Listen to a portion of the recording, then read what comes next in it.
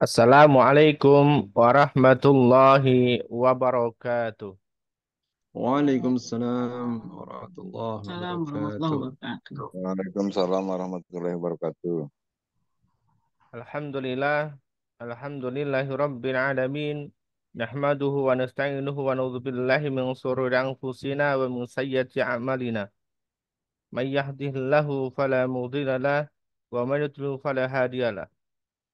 Asyhadu an la ilaha illallah wahdahu la syarika lahu wa asyhadu anna Muhammadan abduhu wa rasuluh. Allahumma salli ala Sayyidina Muhammad wa ala ali Sayyidina Muhammad amma ba'd. Alhamdulillah, alhamdulillahi rabbil alamin. Bapak Ibu, kawan-kawan, ustadz-ustadzah yang berbahagia. Bersyukur kita kepada Allah Subhanahu wa taala malam hari ini dipertemukan kembali oleh Allah Subhanahu wa taala dalam kajian rutin kita, yaitu adalah kajian online Manut Quran di setiap malam Jumatnya. Alhamdulillah Bapak Ibu, kawan-kawan, ustadz-ustadzah, sebentar lagi kita akan memasuki satu bulan yang luar biasa, bulan yang penuh dengan barokahnya Allah Subhanahu wa taala, bulan yang penuh hikmah, bulan yang Allah jadikan dalam satu bulan itu sebagai tempat kita untuk memperbanyak ibadah kepada Allah Subhanahu wa taala, sebagai wasilah kita untuk berubah berubah menjadi lebih baik dari tahun sebelumnya. Sehingga nanti setelah selesai dari bulan Ramadan, kita betul-betul menjadi manusia yang baru, menjadi manusia yang jauh lebih baik lagi dengan segala fasilitas yang telah Allah berikan. Kehidupan kita baik di dunia maupun di akhirat, itu tentunya nanti kita bisa mintakan kepada Allah Subhanahu wa taala dengan wasilah datangnya bulan Ramadan. Untuk itu, kita semuanya harus senantiasa berbahagia ketika beberapa hari lagi kita akan masuk di bulan ini, bulan yang penuh dengan ampunannya Allah Subhanahu wa taala.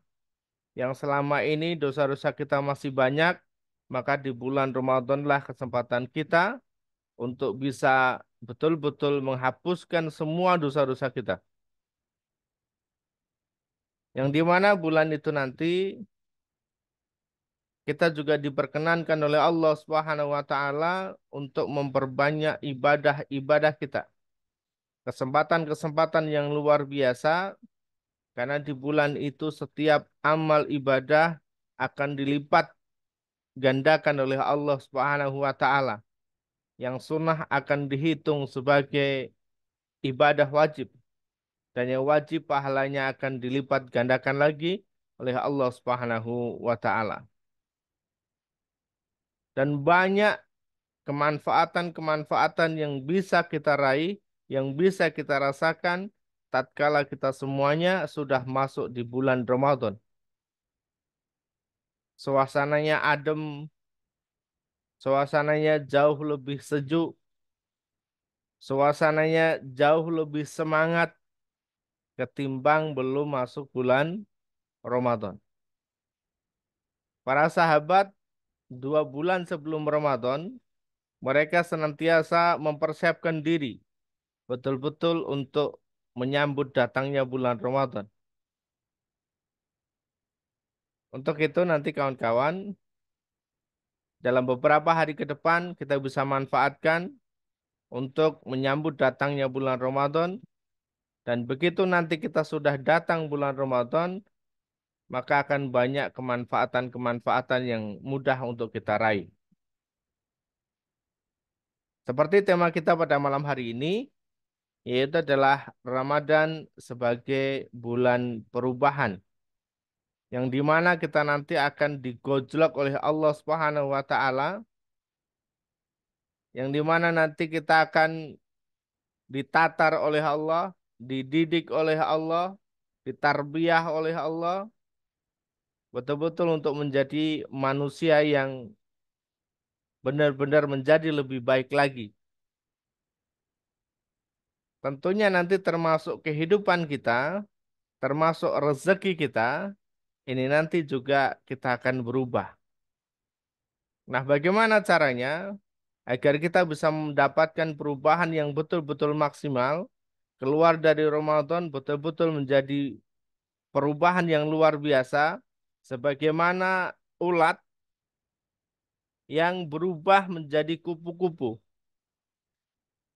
Bapak Ibu kawan-kawan kita sudah tahu ya bagaimana ulat itu menjadi binatang yang hampir setiap orang takut, hampir setiap orang geli untuk melihatnya. Tetapi tatkala ulat ini mau berpuasa, mau berubah, akhirnya berubah menjadi kupu-kupu yang setiap orang itu menyukainya. Yang setiap orang ketika melihatnya akan kagum.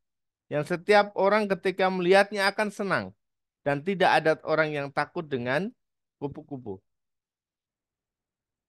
Begitu juga dengan diri kita.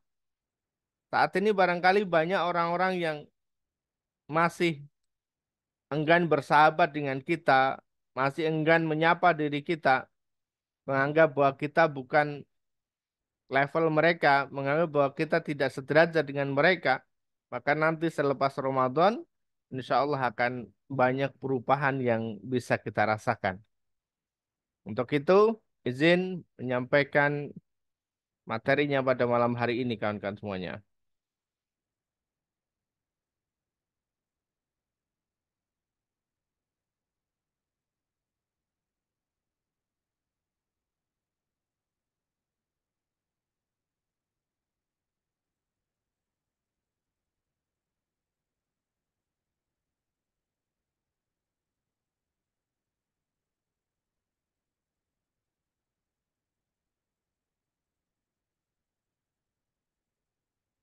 Bapak, Ibu, kawan-kawan, ustadz-ustadzah yang berbahagia, kita akan bersiap untuk mendapatkan perubahan yang jauh lebih baik lagi di hadapan Allah Subhanahu wa Ta'ala.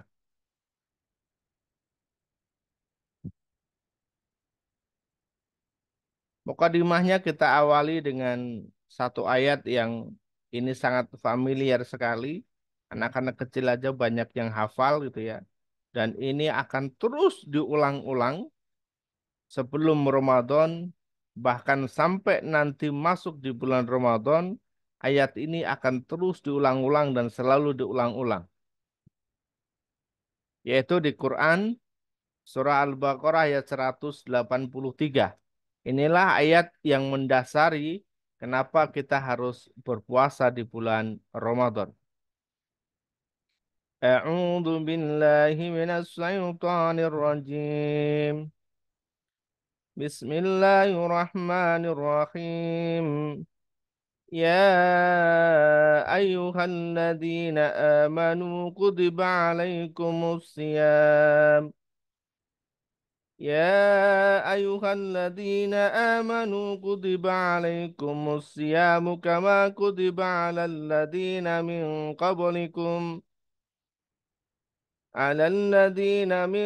قبلكم لعلكم تتقون. Ya ayyuhalladzina amanu, wahai orang-orang yang beriman, yang ngakunya beriman, yang di hatinya ada iman, yang yakin kelak akan bertemu dengan Allah Subhanahu wa taala.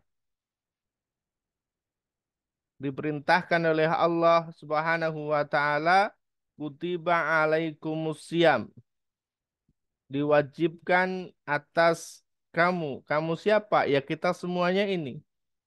Orang-orang yang ketika ayat ini pertama diturunkan oleh Allah Subhanahu wa taala sampai nanti hari kiamat.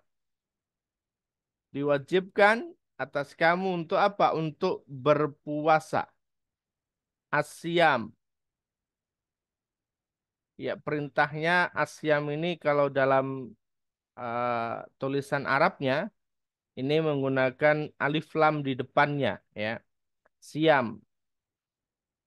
Yang ketika nanti kita belajar tentang ilmu nahwu dan shorof, maka kalimat atau kata yang diawali oleh alif lam di depannya, salah satunya ini menandakan bahwa perintah itu dimulai dari sejak ayat itu diturunkan sampai nanti hari kiamat. Artinya perintah puasa ini tidak hanya sekali saja pas saat ayat itu turun, ya, tidak hanya sekali pas ayat itu turun, tetapi ini berlaku dari ayat saat ayat itu diturunkan oleh Allah Subhanahu wa taala dan nanti sampai dengan hari kiamat. Yang itu berarti juga ketika kita merasa bahwa kita beriman kepada Allah, yakin bahwa kelak akan bertemu dengan Allah Subhanahu wa taala, maka kita kena ayat ini. Berarti kita kena ayat ini dan kemudian diwajibkan kita untuk berpuasa. Yang sebagaimana perintah puasa ini juga telah diperintahkan oleh Allah kepada orang-orang sebelum kita semua. Jadi kepada orang-orang yang terdahulu, orang-orang sebelumnya. Kama kutiba 'alal ladzina min qablikum. Jadi kepada orang-orang yang sebelumnya. Artinya apa? Artinya berarti perintah ini itu sudah teruji. Jadi orang-orang yang berpuasa yang betul-betul mereka menjalani puasa dengan baik dan benar, ya mereka bisa sehat, mereka bisa selamat sehingga tidak ada rasa ketakutan dalam diri kita bahwasanya nanti kalau kita puasa akan sakit, bahwasanya kalau kita puasa nanti akan kelaparan dan seterusnya. Kenapa? Karena nyatanya orang-orang sebelum kita pun juga pernah melakukan puasa. Maka jangan khawatir gitu ya. Nah, tujuan dari puasa ini di akhir ayat ini disebutkan la'allakum tattaqun, yaitu agar kita semuanya ini menjadi orang-orang yang bertakwa.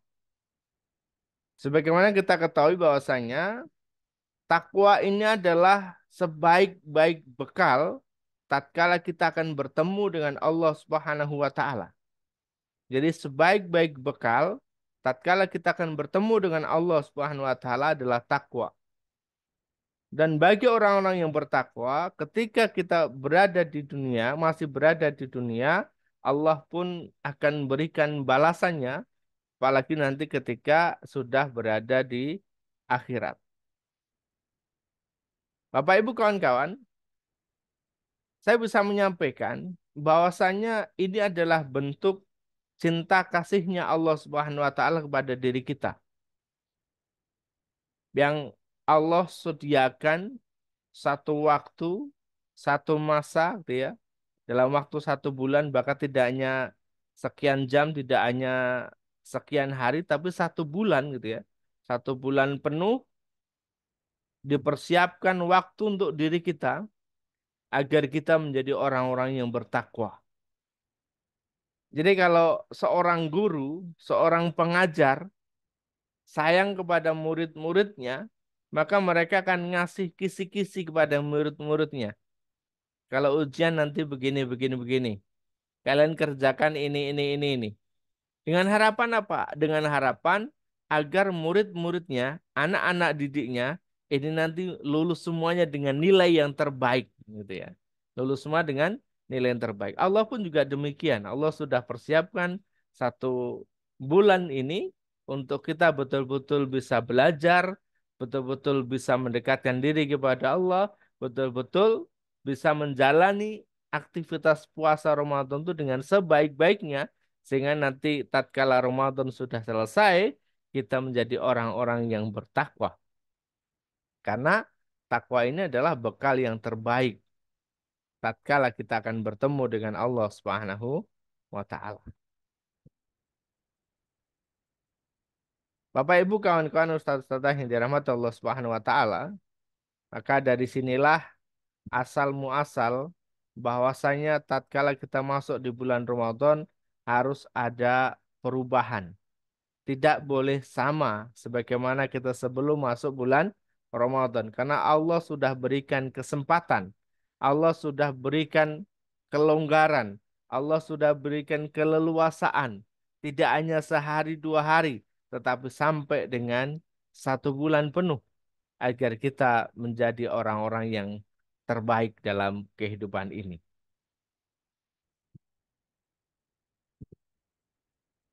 Nah, mukadimah yang kedua dari hadis riwayat Bukhari dan juga Muslim, ini juga kerap kali kita mendengar, man sawma ramadhana imanan wa ihtisaban ghufira lahu ma taqaddama min dzambi. Barang siapa laki-laki, perempuan, tua, muda, besar, kecil, apapun pekerjaan mereka, buruh tani, PNS, pekerja kantoran, nelayan, peternak atau apapun yang ketika mereka mau menjalankan puasa di bulan Ramadan atas dasar iman, atas dasar yakin kelak akan bertemu dengan Allah Subhanahu wa taala, meyakini bahwa perintah puasa adalah perintahnya Allah dan juga mengharapkan balasan pahala dari Allah Subhanahu wa taala. Mengharapkan balasan itu hanya datangnya dari Allah. Imanan wahtisaban.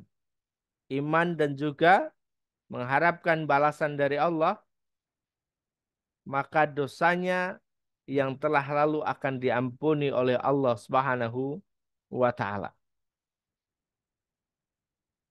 Jadi serius ketika Ramadan kita ini puasanya dijalankan dengan iman, puasanya dijalankan karena serius mengharapkan balasan dari Allah Subhanahu wa taala, maka Allah akan hapuskan dosa-dosa kita di masa lalu. Maka tentunya ketika Allah sudah hapuskan dosa-dosa kita di masa lalu, maka ke depan harus ada kebaikan. Maka ke depan harus ada perubahan.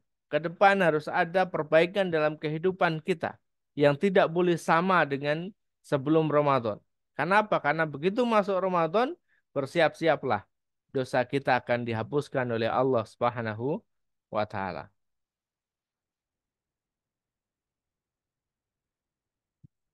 Mukadimah yang ketiga, Bapak Ibu kawan-kawan, bahwasanya perubahan itu tidak lain dan tidak bukan diawali dan dimulai dari diri kita masing-masing. Motivasinya dari diri kita masing-masing, bukan dari orang lain.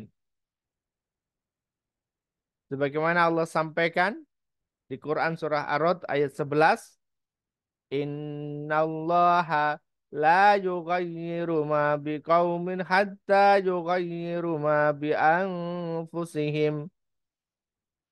Bahwa sesungguhnya Allah tidak akan merubah keadaan satu kaum sehingga mereka siapa? Ya kaum itu yang ingin berubah.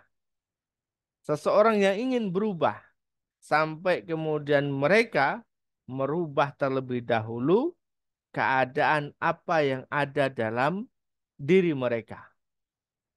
Jadi mulai dari ada niatan ingin berubah, mulai ada tindakan-tindakan yang mengarah pada perubahan.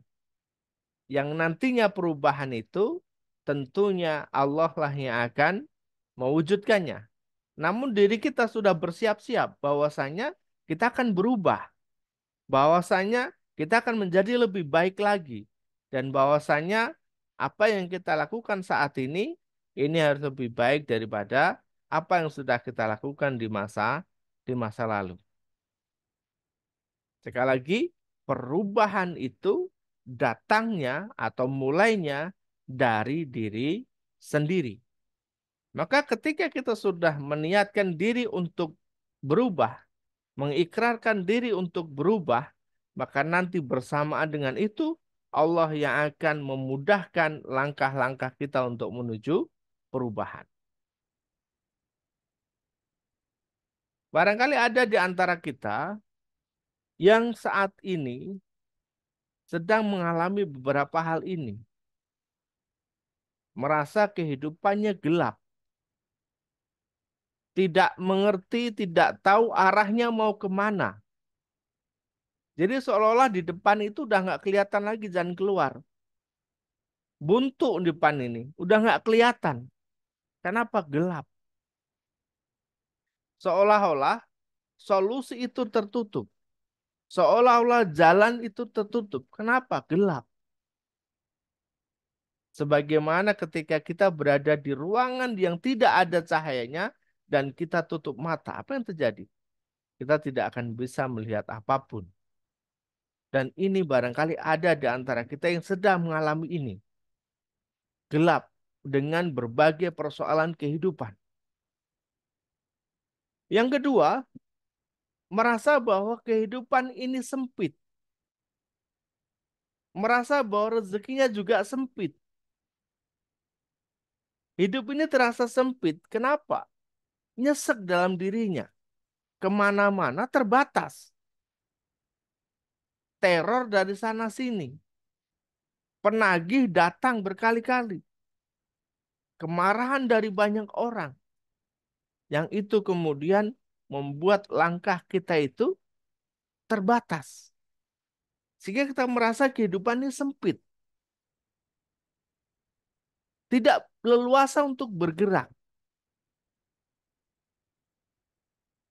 Ini kita pernah alami. Atau yang ketiga, sudah seringkali bekerja dengan baik, bekerja dengan giat, tetapi apa yang kita terima, ya hanya segitu-gitu aja.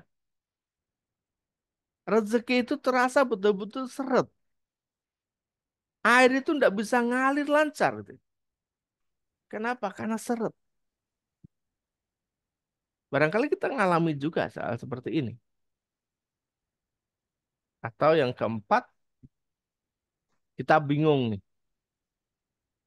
Sudah nggak tahu lagi kemana arahnya. Seolah-olah kita sedang berada di persimpangan jalan yang kita nggak ngerti. Apakah kita akan lurus? Apakah kita akan belok kanan? Ataukah kita belok kiri? Ketika lurus nanti dampaknya seperti apa? Belok kanan seperti apa? Belok kiri bagaimana? Bayang-bayang kegagalan, bayang-bayang kegelapan, ini selalu menghantui. Sehingga bingung untuk menentukan arah harus bagaimana. Teman-teman, Bapak Ibu, kawan-kawan yang dirahmati Allah Subhanahu wa taala, apapun problematika kita saat ini, apapun kondisi kita saat ini, maka ini adalah kesempatan kita untuk berubah. Yang dari gelap menjadi terang. Yang dari sempit menjadi longgar. Yang dari seret menjadi lancar. Yang dari bingung, ini sudah tidak bingung lagi. Ngerti arah. Terbuka. Nah, dengan cara apa? Tentunya dengan cara kita bersiap menyambut datangnya bulan Ramadan. Dan bahkan ada juga di antara kita yang merasa bahwa rezekinya sedang tertutup. Bapak Ibu kawan-kawan ustadz-ustadzah yang berbahagia. Inilah yang menyebabkan kehidupan kita menjadi sempit, rezeki menjadi seret, kehidupan kita gelap, bingung, dan seolah-olah semuanya tertutup. Karena selama ini kita lebih banyak bergantung kepada makhluknya Allah Subhanahu wa taala ketimbang kita bergantung kepada Allah. Karena begitu ada apa-apa, kita kan nyari orang dulu, bukan nyari Allah. Kita akan nyari siapa nih yang bisa ngebantu saya, siapa nih yang bisa nolong saya. Selalu berpikir siapa, siapa, gitu ya. Tidak mencari Allah dulu, tetapi justru kemudian mengabaikan Allah dan mencari manusia, mencari makhluknya Allah Subhanahu wa taala untuk bisa datang menolong. Maka ketika kita ingin ada perubahan dalam kehidupan kita, tentu ingin berubah menjadi lebih baik lagi, maka ketergantungan kita kepada makhluk ini harus kita hilangkan dan kemudian kita bergantung hanya kepada Allah Subhanahu wa taala. Sebagaimana dalam sholat seringkali kita baca, Inna sholati wa nusuki wa mahyaya wa mamati lillahi rabbil alamin. Bahwa sesungguhnya sholatku, ibadahku, hidup dan matiku, semuanya adalah untuk Allah Subhanahu wa ta'ala. Ya, Subhanahu wa ta'ala. Maka segala aktivitas kita ini, ya Allah dulu. Kalaupun nanti ada makhluknya Allah yang datang ngebantu, itu berarti karena ada upaya dari Allah. Itu berarti karena ada campur tangan Allah. Itu berarti karena Allah telah menunjukkan jalannya. Tetapi semuanya kita bergantungnya adalah bergantungnya kepada Allah Subhanahu wa taala. Dan itu nanti benar-benar kita bisa buktikan ketika bulan Ramadan. Ini luar biasa Bapak Ibu. Ketika bulan Ramadan, banyak orang yang ketika di subuh hari, sebelum subuh ya, ketika waktu sahur mereka berbondong-bondong untuk makan sahur. Setelah itu kemudian masuk fajar, mereka mulai berpuasa. Apapun aktivitasnya, ada yang sholat ataupun nggak sholat, itu ketika siang hari mereka nggak makan. Ada orang ataupun tidak ada orang, mereka tidak makan. Karena mereka bergantungnya kepada Allah Subhanahu wa ta'ala. Mereka yakin bahwa apa yang mereka lakukan itu diawasi oleh Allah Subhanahu wa ta'ala. Meskipun tidak ada orang, kalaupun mereka harus makan, harus minum pun sebenarnya tidak ada yang tahu. Dan ini dilakukan oleh semua orang yang memang sudah meniatkan diri untuk berpuasa di bulan Ramadan. Meskipun nggak pernah sholat tarawih misalnya, tapi mereka puasa dari pagi sampai sore. Mereka kerjakan.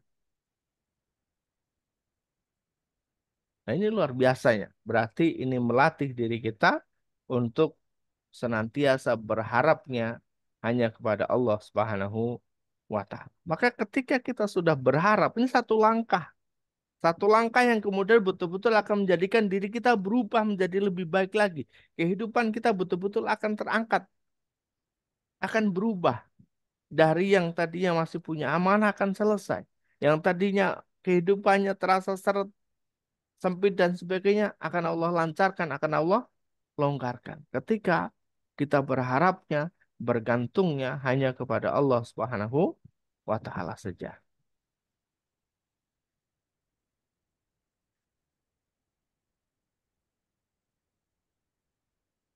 Nah, Bapak Ibu kawan-kawan, lalu satu langkah yang bisa kita lakukan, bisa kita perbanyak ketika di bulan Ramadan adalah dengan kita memperbanyak istighfar dan mohon ampun pada Allah Subhanahu wa taala. Karena salah satu sebutan dari bulan Ramadan adalah Syahrul Maghfirah, di mana Allah akan mengampuni dosa-dosa hambanya. Untuk itu, sebagaimana dalam hadis yang diriwayatkan oleh Ahmad dari Ibnu Abbas dan sanadnya dinilai sahih oleh Al-Hakim serta Ahmad Syakir gitu ya. Man aktsara